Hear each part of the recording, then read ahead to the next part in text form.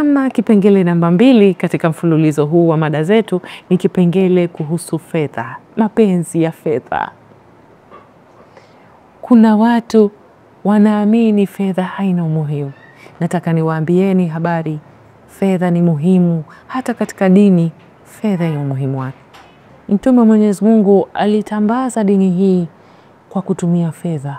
Zaka ndio inaendesha dini, sadaka ndizo inalisha masikini.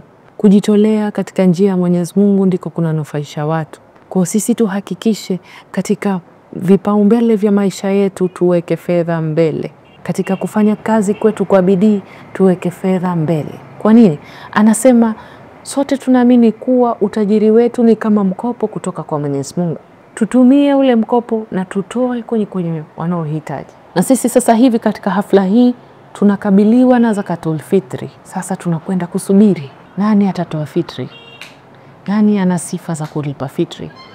Kila mtu ana nguvu ya kulipa fitri, na wewe uhesabie watu wote ambao wako ndani ya nyumba yako na walipie fitri. Na katika nyakati zote tuamini kwamba zakatul fitri ndiyo kama gift paper ya kufunga somo zetu. Na tutakapotoka katika hafla hii tukumbuke kwamba kutoa katika dini yetu ya Uislamu, ya Kiislamu ni kitu muhimu. Ni lazima tutoe. Hatuna pa kukimbilia. Pesa, kipato tulichonacho ni mkopo, tutauregesha kwa Mwenyezi Mungu kwa kutoa. Na tuamini kwamba Mwenyezi Mungu kutupa mali ni mtihani kwetu. Je, tutatoa ama tutabaki nazo? Na fedha yafurahisha.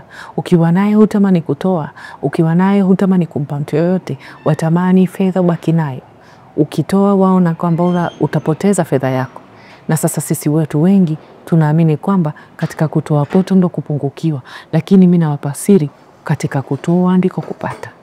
Na tuhakikishe katika nyakati zote ambazo tunatoa katika njia ya Mwenyezi Mungu, na tunawapa watu hali ya kuwa nafsi zetu zimeridhika, na tunawasaidia watu hali ya kuwa tunaamini kwamba hakuna mtu mwingine wa kuwasaidia ni sisi. Kwa hiyo tusipowasaidia sisi, watu wale watakufa njaa.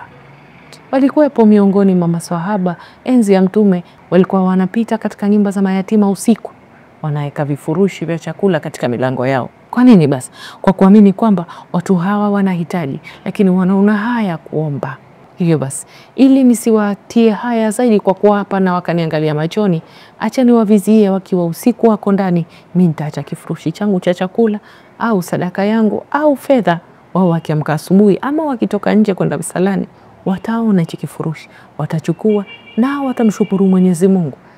Piga mathalan umepata fedha sasa hivi. Cha kwanza utasema nini? Alhamdulillah, nashukuru Mwenyezi Mungu. Sasa kupitia wewe kwa utakachokitoa, Mwenyezi Mungu atataja. Kupitia wewe kwa utakachokiwa ukitunuku kwa watu, Mwenyezi Mungu atasifiwa. Na wewe lazima uamini kwamba katika hiki ulichotunuku watu, umetunuku kwa baada, yani kwa niaba ya Mwenyezi Mungu. Kwa wewe wafanya kazi kwa niaba ya Mola wako. Na lazima uhakikishe kwamba wakati unakwenda kumrepresent Mwenyezi Mungu, wakwenda ukiwa uko kamiti. So unatoa kisha ukitoka nyumbani waulia, la nimetoa hela nyingi kweli pale, lakini ningejua ngatoa pungufu. Imezidi ile fedha yangu. Kwa nini unatoa hela nyingi vile? Watu wenyewe mara sasa hivi mbona pesa yangu imepungua? Ni zile nilizotoa. Mbona sipati fedha? Ningejua nisingetoa. Katika yote unayoyafanya katika maisha yako, toa na nia moja. Ndio maana wengine wanasema utakapotoa na mkono wa kulia, basi katu wa kushoto usijue umefanya nini. Hii hasa ndo nidhamu hasa ya mcha Mungu. Na kupendelea sana kutoa miongoni mwa tabia za kicha Mungu. Basi Mwenyezi Mungu atujalie katika hafla hii na baada ya hafla hii tuwe ni miongoni mwa wenye kutoa, na tutamani kutoa, na tuone kwamba kutoa ni jukumu letu, na kwamba hakuna mtu mwingine wa kutoa ni sisi. Inshallah.